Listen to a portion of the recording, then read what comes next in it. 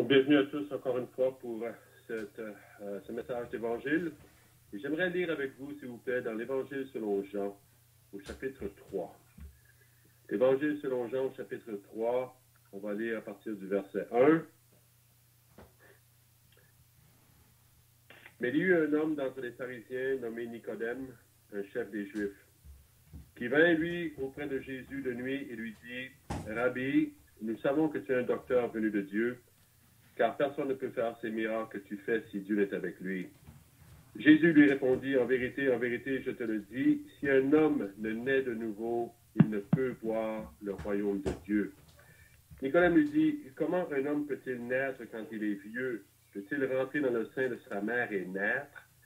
Jésus lui répondit, en vérité, je te le dis, si un homme ne naît d'eau et d'esprit, il ne peut entrer dans le royaume de Dieu. Ce qui est né de la chair est chair, et ce qui est né de l'esprit est esprit. Ne t'étonne pas que je t'ai dit, il faut que vous naissiez de nouveau. Le vent souffle où il veut, et tu en entends le bruit, mais tu ne sais d'où il vient ni où il va. Il en est ainsi de tout homme qui est né de l'esprit. Nicodème lui dit, comment cela peut-il se faire? Jésus lui répondit, tu es le docteur d'Israël et tu ne sais pas ces choses. En vérité, je te le dis, nous disons ce que nous savons et nous rendons témoignage de ce que nous avons vu, et vous ne recevez pas notre témoignage. Si vous ne croyez pas quand je vous ai parlé des choses terrestres, comment croirez-vous quand je vous parlerai des choses célestes? Personne n'est monté au ciel, si ce n'est celui qui est descendu du ciel, le Fils de l'homme qui est dans le ciel. Et comme Moïse éleva le serpent dans le désert, il faut de même que le Fils de l'homme soit élevé, afin que quiconque croit en lui ait la vie éternelle. Car Dieu a tant aimé le monde qu'il a donné son Fils unique, afin que quiconque croit en lui ne périsse point, mais qu'il ait la vie éternelle. Verset 17, en terminant, Dieu en effet n'a pas envoyé son Fils dans le monde pour qu'il juge le monde, mais pour que le monde soit sauvé par lui.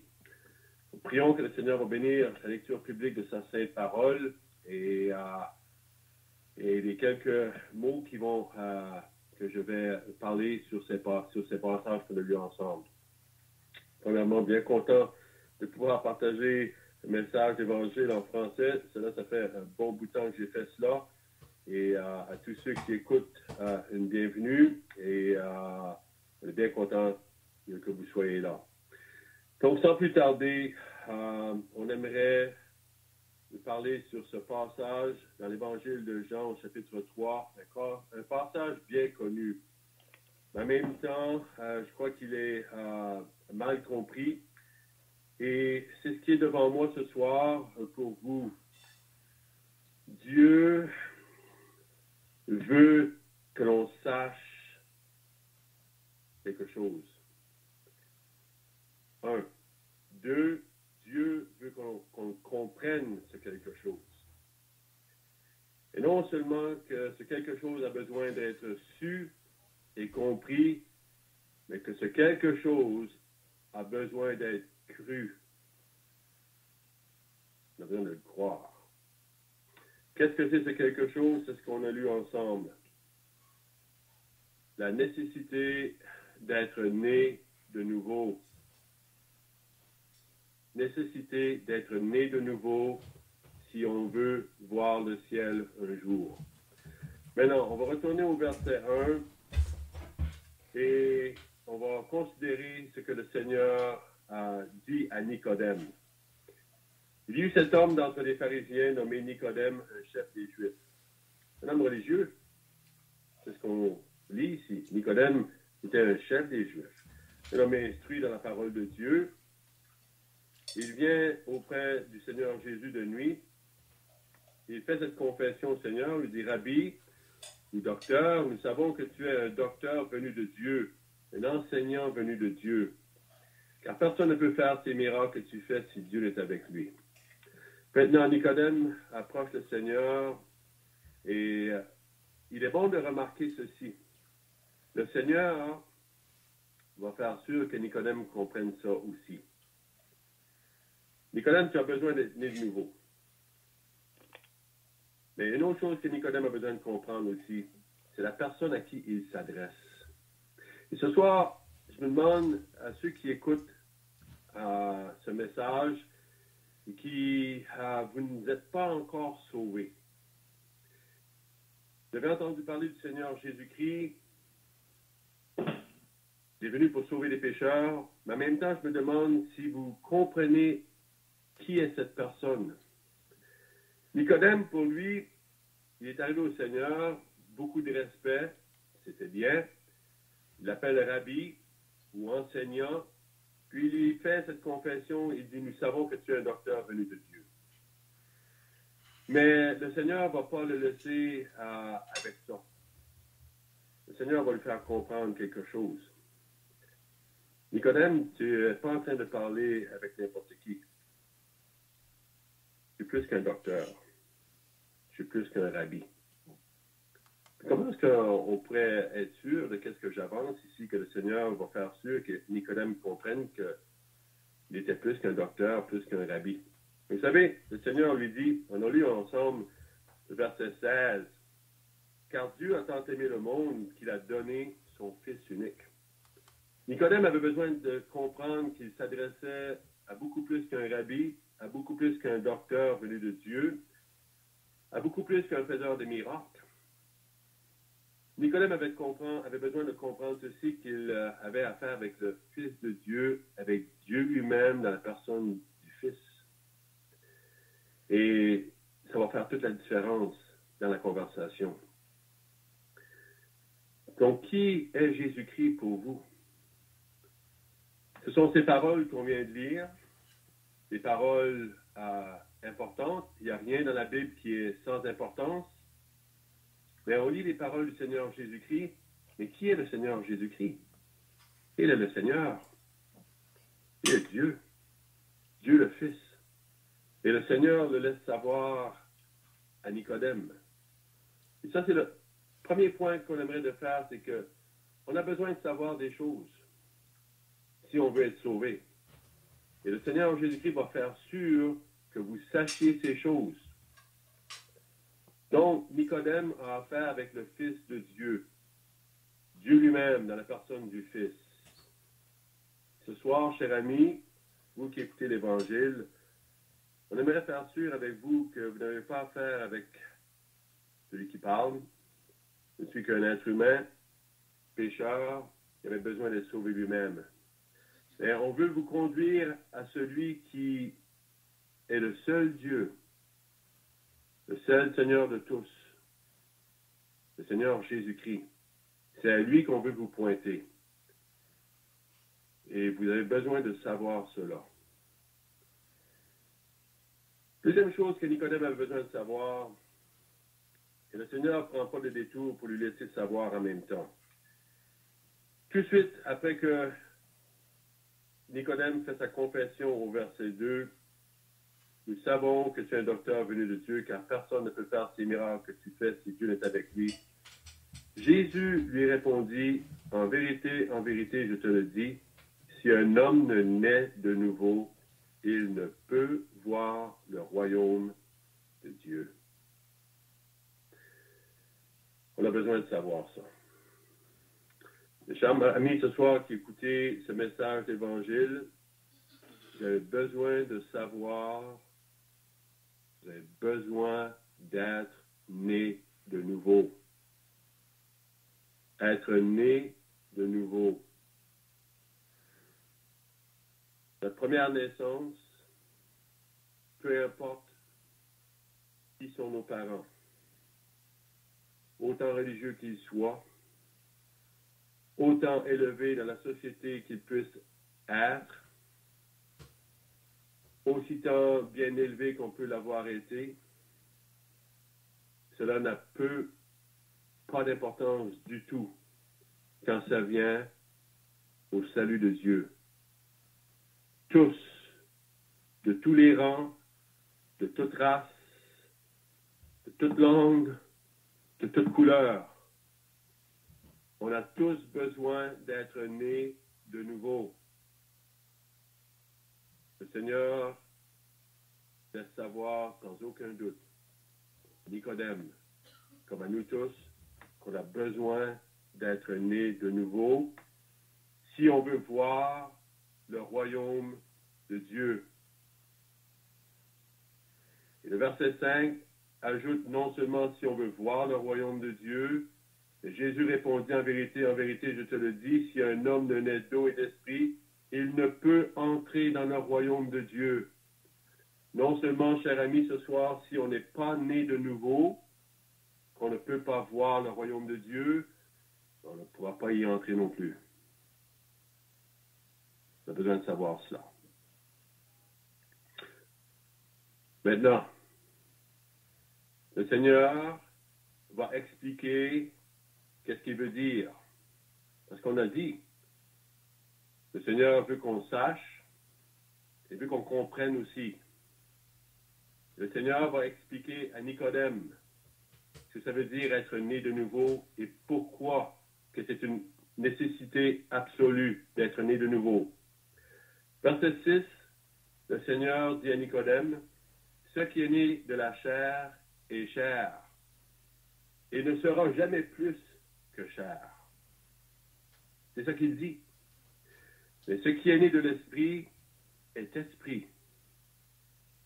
Et là, c'est la nécessité. On a besoin d'être né de l'esprit. Ne t'étonne pas que je t'ai dit, il faut que vous naissiez de nouveau. On a besoin d'être né de l'esprit. Et on a besoin d'être né de nouveau, c'est une nécessité. On a besoin de comprendre ça. Une nécessité absolue d'être né de nouveau, parce que dans la condition dans laquelle nous sommes nés, nous ne sommes que chair, pécheurs, déchus devant Dieu, sans espérance dans ce monde et sans Dieu. La parole de Dieu est sans équivoque. On a besoin d'être sauvés. On a besoin d'être nés de nouveau. Verset 9, Nicodème, il nous dit ceci. Il fait cette confession-là au Seigneur. Il dit, comment cela peut-il se faire? Alors, Nicodème sait maintenant qu'il a besoin d'être né de nouveau. C'est une nécessité d'être né de nouveau. Mais là, le problème avec Nicodème, c'est celui-ci. Et peut-être, et on prie que ce soir, c'est votre problème à vous. Comment cela peut-il se faire? Comment être né de nouveau? C'est une nécessité. Si on veut voir le ciel, si on veut y entrer. Pour le Seigneur, on doit apprécier du Seigneur ce soir, cher ami, que le Seigneur ne va pas laisser Nicodème sans réponse. Et ce soir, le Seigneur, quiconque aurait cette question sincère devant Dieu, vous n'allez pas être sans réponse. Comment quelqu'un peut-elle naître de nouveau? Verset 11 nous dit, le Seigneur répond, en vérité, je te le dis, nous disons ce que nous savons et nous rendons témoignage de ce que nous avons vu, et vous ne recevez pas notre témoignage. Si vous ne croyez pas quand je vous ai parlé des choses terrestres, comment croirez-vous quand je vous parlerai des choses célestes? Personne n'est monté au ciel, si ce n'est celui qui est descendu du ciel, le Fils de l'homme qui est dans le ciel. Et comme Moïse éleva le serpent dans le désert, il faut de même que le Fils de l'homme soit élevé, afin que quiconque croit en lui ait la vie éternelle. Verset 16 nous dit, car Dieu a tant aimé le monde qu'il a donné son Fils unique, afin que quiconque croit en lui ne périsse point, mais qu'il ait la vie éternelle. Chers amis, ce soir, comment comment cela peut-il se faire? Vous savez, le Seigneur dit à Nicodème, il faut être né de nouveau. Nicodème a besoin de comprendre que c'était une nécessité absolue. Comme vous avez besoin de le comprendre et comme j'ai besoin de le comprendre moi aussi. Maintenant, comment être né de nouveau? Ça nous amène à une autre absolue nécessité. C'est celle-ci. C'est la nécessité absolue du verset 14. Et si vous avez votre Bible entre vos mains, jetez les yeux encore sur le verset 14. Le Seigneur dit, « Et comme Moïse éleva le serpent dans le désert, il faut de même que le Fils de l'homme soit élevé. » Et si vous ne comprenez pas ce que ça veut dire, écoutez ce que ça veut dire. Le Seigneur dit,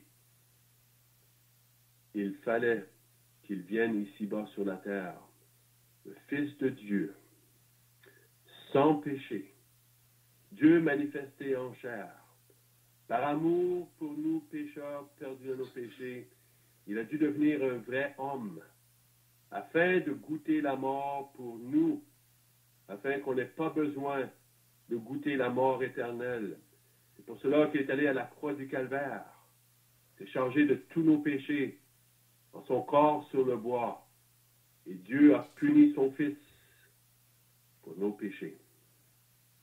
Et c'était une absolue nécessité.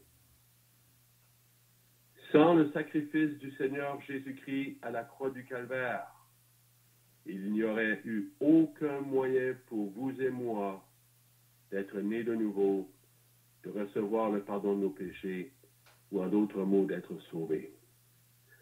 Prions ce soir qu'il y a quelqu'un qui écoute ce message et qui pour la première fois va apprécier pour lui-même ce que le Seigneur Jésus-Christ a fait à la croix du Calvaire. Sa venue dans le monde, il a démontré hors de tout doute qui il était. Dieu manifesté en chair, le Fils de Dieu, et sans péché. Il ne pouvait point pécher. Jamais commis de péché. Et en lui, il n'y a point de péché. Et en moi, il est allé à la croix du Calvaire, il s'est chargé de nos péchés, et il est devenu la cible de Dieu à notre place. Si vous connaissez un plus grand amour que cela, laissez-moi savoir. Moi, je n'en connais pas. Il n'y en a pas de plus grand. C'est merveilleux de lire le verset 16. Car Dieu a tant aimé le monde. Car Dieu t'a tant aimé toi ce soir, qu'il a donné son Fils unique. Pourquoi? Afin que quiconque croit en lui ne périsse point, mais qu'il ait la vie éternelle. Chers amis, ce soir, le Seigneur Jésus-Christ, par amour, répond à la question de Nicodème. Comment cela peut-il se faire? On vient de lire la réponse du Seigneur. Si quelqu'un ce soir se demande comment être né de nouveau, comment être sauvé, comment devenir un enfant de Dieu, comment recevoir un plein pardon de péché, écoutez le verset 16. C'est la réponse à la question de Nicodème. Comment cela peut-il se faire? Et c'est la réponse à ta question ce soir, si tu la poses sincèrement devant Dieu. Comment cela peut-il se faire? Comment pourrais-je être sauvé? Comment devenir enfant de Dieu? Comment naître de nouveau? Écoutez, car Dieu a tant aimé le monde qu'il a donné son Fils unique, afin que quiconque croit en lui ne périsse point, mais qu'il ait la vie éternelle. Dieu, en effet, n'a pas envoyé son Fils dans le monde pour qu'il juge le monde, mais pour que le monde soit sauvé par lui. Donc, chers amis, ce soir, qui écoutez ce message, Dieu voulait te faire savoir ceci, que tu avais besoin d'être né de nouveau. Que tu as besoin de comprendre que c'est une nécessité absolue si on veut voir le ciel ou y entrer. Et Dieu voulait que tu saches aussi comment être né de nouveau. C'est en croyant en son Fils, le Seigneur Jésus-Christ, qui a donné sa vie à la croix du Calvaire pour tes péchés, afin de te sauver. Comment être né de nouveau? On lit le verset 16 de nouveau, et avec ceci je termine. Car Dieu a tant aimé le monde qu'il a donné son Fils unique, afin que quiconque croit en lui ne périsse point, mais qu'il ait la vie éternelle. Prions que le Seigneur va bénir la lecture publique de sa sainte parole, de même que les quelques mots que j'y ai ajoutés. Et prions que quelqu'un, en toute simplicité, va finalement non seulement savoir, comprendre, mais aussi croire le message de l'Évangile. Prions. Père Céleste, dans le nom précieux du Seigneur Jésus-Christ, on veut se courber dans la prière après ce message, te remerciant, notre Dieu, pour ton Fils, le Seigneur Jésus-Christ. Père, on veut te bénir pour lui, et nous qui sommes sauvés, on ne pourra jamais te remercier assez pour ce que lui a fait à la croix du Calvaire. Lui qui s'est chargé de tous nos péchés et qui l'a souffert comme personne n'a souffert. Et nulle langue ne pourra jamais décrire ce que ton Fils a dû souffrir pour sauver nos âmes. Toi seul, notre Dieu, et lui seul, ton Fils, en connaissait toute la plénitude. On veut te remercier pour lui ce soir et qu'il ait encore annoncé dans l'Évangile qu'il n'y a point d'autre sauveur que lui. Et on te remercie pour la clarté de ta parole, la simplicité de ta parole, et qu'il pourrait y avoir une âme ce soir qui pourrait mettre sa confiance une fois pour toutes dans le Seigneur Jésus-Christ et le salut qu'il a pourvu en donnant sa vie à la croix du Calvaire. On se remet à toi donc maintenant et on te demande ta protection, ta bénédiction sur tous et chacun, dans le nom précieux du Seigneur Jésus-Christ. Amen. Je vais lire avec vous, premièrement, dans le livre des Actes des Apôtres, au chapitre 17.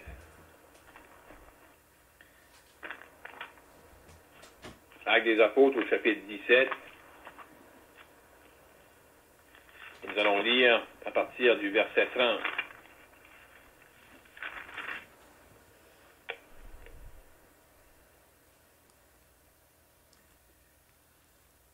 Dieu, sans tenir compte des temps d'ignorance,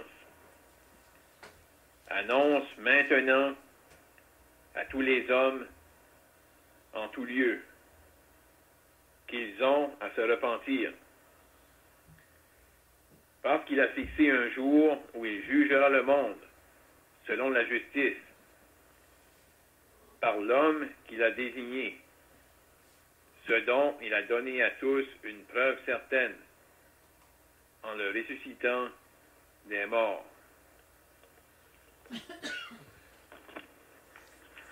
Maintenant, on pourrait aller dans la deuxième épître aux Corinthiens, au chapitre 6.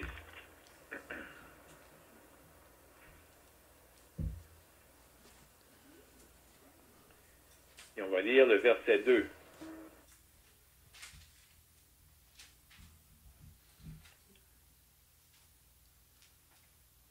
Au temps favorable, je t'ai exaucé. Au jour du salut, je t'ai secouru. Voici maintenant le temps favorable. Voici maintenant le jour du salut. Pour une dernière portion des Saintes Écritures, on pourrait aller dans l'Évangile de Jean au chapitre 3.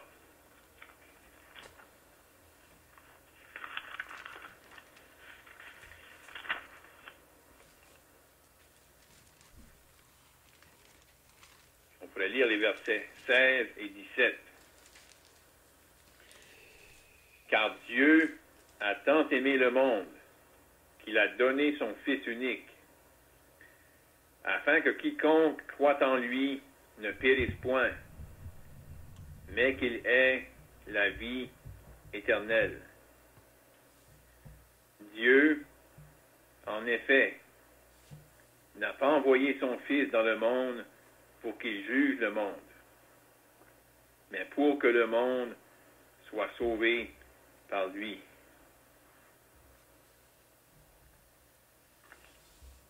Dieu va bénir la lecture de ces saintes Écritures. Il y a un mot qui m'a arrêté en pensant à l'Évangile de ce soir, et c'est le mot « maintenant ». Chacun de nous, on a été confrontés, et on l'est encore, au présent, par rapport à ce qui se passe dans le monde. Et on n'aurait jamais pensé que quelque chose comme ça pourrait affecter tellement. Le présent est affecté pour la plupart des habitants de la Terre. Le futur est affecté aussi. Il y a des gens qui sont inquiets par rapport au futur. Mais vraiment, le présent est affecté. Du jour au lendemain, dans la plupart des pays, sinon tous les pays du monde, il y a eu des annonces. Et possiblement que le mot « maintenant » a été prononcé suite à l'apparition de ce virus-là. Il y avait un avant, mais il y avait un après. Suite à l'apparition de ce virus-là, on pouvait annoncer maintenant, vous ne pouvez plus vous réunir. Il y avait un maintenant et avec beaucoup de restrictions face à ça. Et la race humaine a été arrêtée.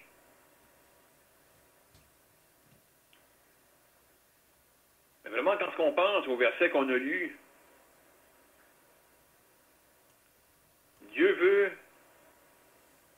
que chaque être humain s'arrête et pense à l'éternité. Ce virus-là nous a arrêtés. Le virus a affecté notre présent. Ce virus-là nous affecte encore, il va affecter le futur. Mais il y a quelque chose qui affecte et qui touche chaque être humain. Vous savez, le virus nous affecte. On était arrêtés. Et le fait qu'on ait été arrêtés, c'est pour empêcher que les gens, et plus de gens qui soient infectés, atteints par le virus. Mais ce soir, au moment où on vous parle, la race humaine entière, sans distinction de couleur de peau, sans distinction de la langue qu'on parle, sans distinction de la classe sociale dans laquelle on est, qu'on soit riche ou qu'on soit pauvre. Chaque être humain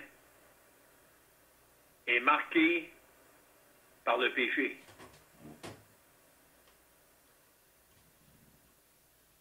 Peut-être à l'extérieur, comme on vient de chanter, que l'extérieur est beau, qu'on a réussi à améliorer un peu l'extérieur. Mais l'intérieur, le cœur méchant, le péché qui est à l'intérieur de nous est toujours là. Et face à ce problème-là qui est sérieux et qui touche chaque individu, Dieu annonce maintenant. Dans le temps présent, Dieu fait en sorte que les individus puissent comprendre et saisir pour eux-mêmes qu'il y a un jour qui va venir où Dieu va tenir compte des péchés qu'on a commis. Il y a un jour qui va venir où Dieu va juger le monde. Un jour futur, mais un jour inévitable. Un jour marqué dans le calendrier de Dieu. Un temps fixé où il va juger le monde.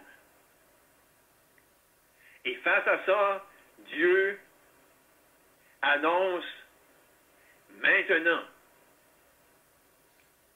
à tous les hommes, c'est-à-dire à tous les humains, en tout lieu, qu'ils ont à se repentir.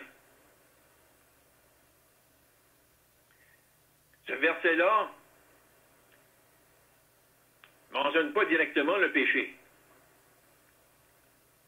Mais le fait que ce verset-là mentionne qu'il faut se repentir, en d'autres mots, qu'il faut faire demi-tour, donc qui implique qu'on marche dans une direction totalement opposée à Dieu. Et ça fait référence à notre marche, à notre conduite dans nos péchés. Et Dieu annonce maintenant à tous les hommes en tout lieu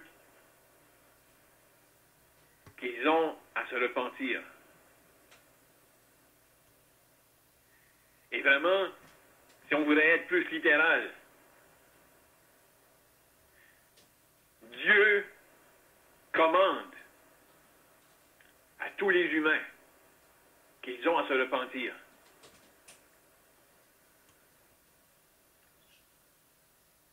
Dieu veut que chaque individu se repente. Et la raison qui veut et qui cherche à ce que les pécheurs se repentent, c'est parce qu'il y a un jour de jugement qui vient. Et ceux qui vont se présenter là, sans avoir jamais connu la repentance, ceux qui vont se présenter là un jour avec leurs péchés, ils vont éventuellement subir les conséquences pour leurs péchés. La Bible parle d'un châtiment éternel.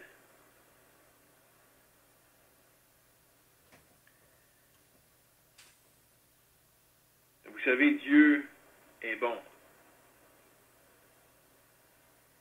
Dieu est gracieux. Et ce soir, la raison que Dieu appelle les gens à la repentance, dans le moment présent, c'est que Dieu veut que toi, ce soir, qui es encore dans tes péchés, que tu n'aies pas un jour à le rencontrer avec tes péchés. Et c'est pourquoi, aujourd'hui, Dieu appelle. Et Dieu veut faire en sorte que les pécheurs n'aient pas à se présenter un jour devant lui avec leurs péchés. Dieu aimerait que le futur ne soit pas pour toi le jugement. Le même Dieu qui annonce maintenant à tous les hommes, en tout lieu, il annonce qu'il faut qu'ils se repentent. Ce Dieu-là parle aujourd'hui, il parle maintenant d'un jour de salut.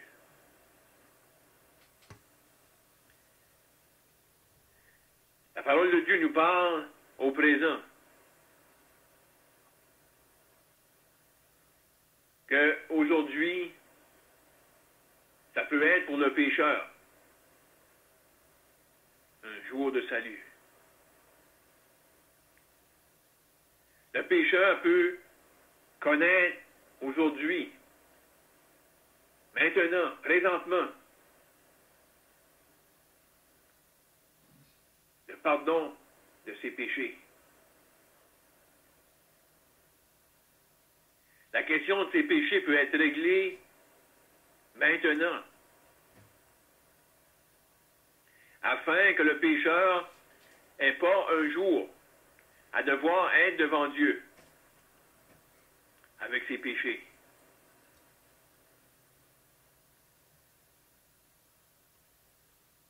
Tu as peut-être des idées. Tu as peut-être entendu des choses. Mais vraiment, selon la parole de Dieu. Si aujourd'hui, si maintenant, le pardon des péchés est possible, et si maintenant, la question de tes péchés qui t'amène au jugement peut être réglée, c'est uniquement à cause d'une chose. Et ça implique une personne unique. Et ça implique quelque chose qui a été fait pour que le pardon des péchés puisse être possible. Parce que vous savez, la parole de Dieu déclare, l'âme qui pêche, c'est celle qui mourra. En d'autres mots, c'est chaque individu qui va subir les conséquences de ses péchés. Mais Dieu ne veut pas. Dieu aimerait pouvoir faire éviter à une personne de subir les conséquences de ses péchés. Et c'est comme on vient de dire, si c'est possible, c'est uniquement à cause de quelque chose qui a été fait par une personne unique.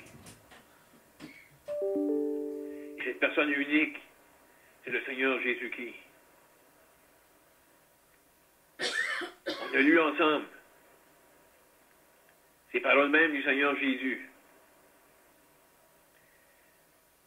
qu'il avait prononcées à un homme religieux. Un homme religieux, mais un homme qui venait de prendre conscience que la question de ses péchés n'était pas réglée. Un homme religieux qui venait de prendre conscience que toute sa bonne religion, tout ce qu'il avait fait jusqu'à ce moment-là, ne pouvait faire absolument rien pour régler la question de ses péchés. Et là, le Seigneur Jésus lui a révélé qu'est-ce qui allait éventuellement être fait pour que la question des péchés puisse être réglée. Il lui avait dit, il faut que le Fils de l'homme soit élevé. Il faisait référence à la croix. Ou quelques années après, le Seigneur Jésus-Christ allait être élevé sur la croix.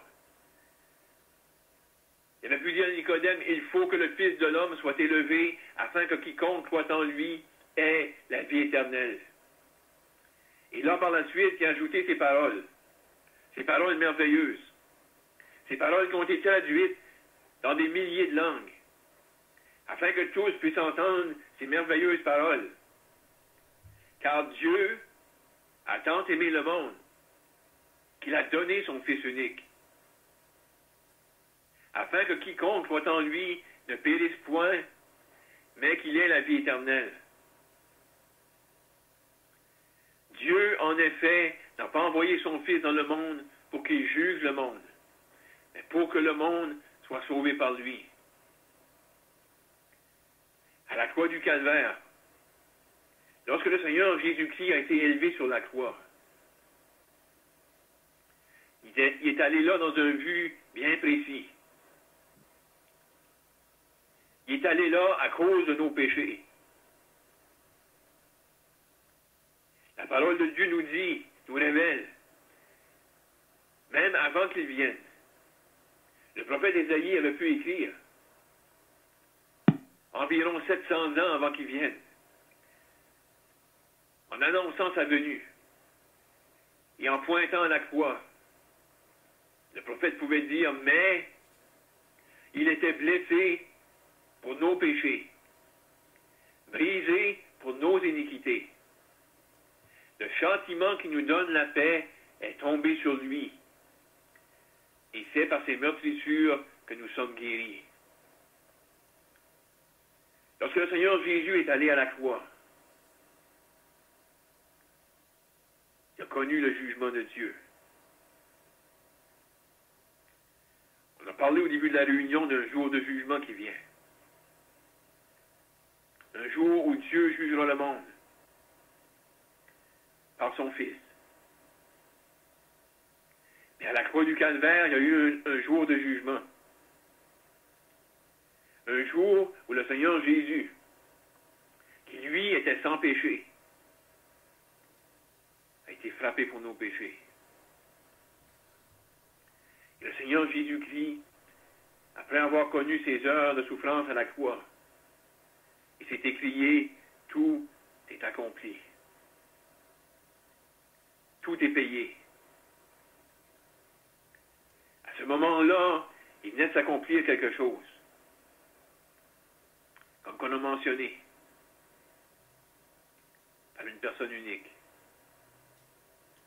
Ce qui était nécessaire pour que le pardon des péchés puisse être possible avait été accompli à la croix.